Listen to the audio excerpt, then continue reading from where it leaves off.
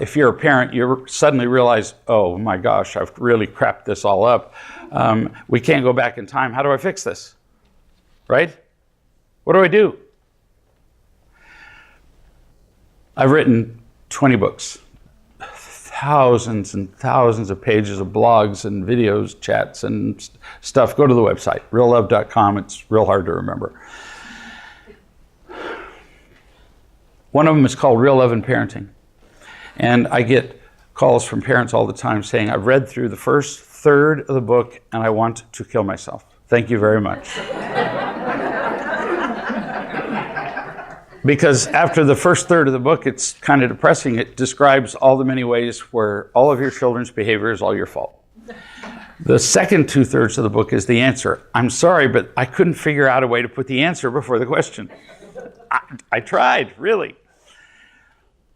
So what do? I'll give you a real example. So a lady came to see me 3 weeks ago, and her children were completely out of control. They did absolutely nothing she ever told them to do. She'd say, good morning, F you. What would you like for breakfast? F you, which I was unaware was a breakfast cereal. She'd really injured them. She said, how do I make up for the past? Don't even think about it. One of the hallmarks of being a really good parent, right, is to be concerned about my children, right? Wrong. If my focus is on loving you, I can't play the piano at the same time. Can't do both equally well. It's just not possible. We talk about multitasking, but it's actually rapid consecutive tasking, and we suck at all of it. I can only focus completely on you. If I'm focusing on loving on you and I'm trying to make up for the past and I'm feeling guilty, I can't focus on you. See? So, no, I just focus on you. So I taught this mother over a period of 2 days what it was like for her to feel loved. She'd made the fatal mistake of, not fatal, stupid mistake, of reading the parenting book and implementing it. And teaching her children, just like it says in the parenting book, before she felt loved herself. That's like teaching a wild bull how to stack dishes. It doesn't work. You have to be equipped to love before you can. Doesn't matter what the words are. So she had a 13-year-old child whose vocabulary consisted of F you.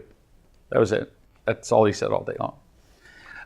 Or shrugging away, and essentially the same language.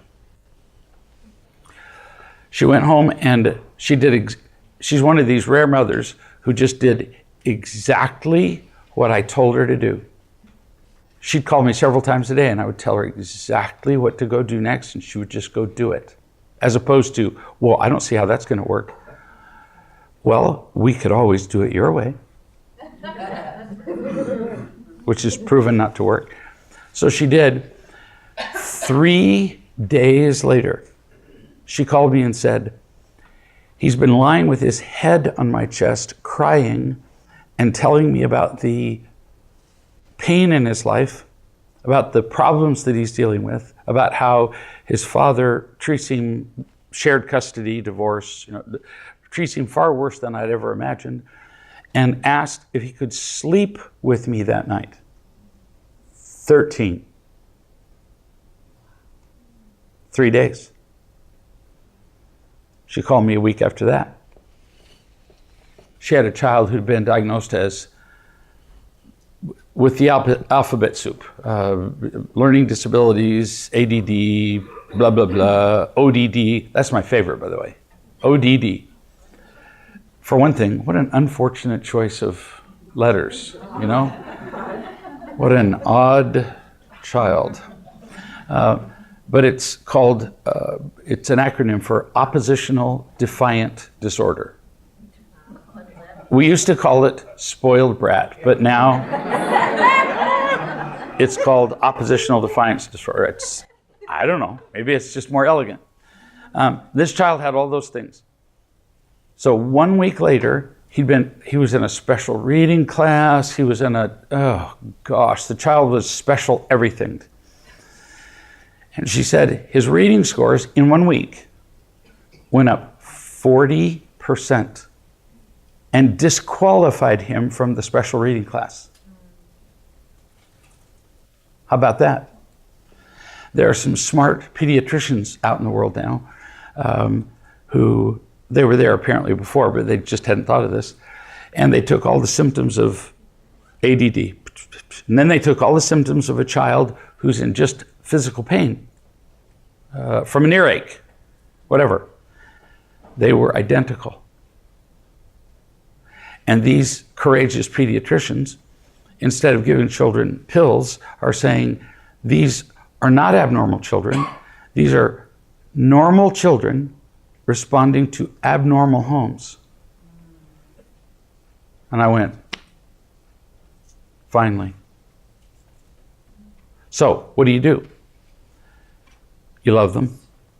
You read the parenting book, and then you read it again, and then you read it again, and you don't feel bad. You just see what the cause of the problem was, and you love them again, and I'll be damned if everything doesn't change.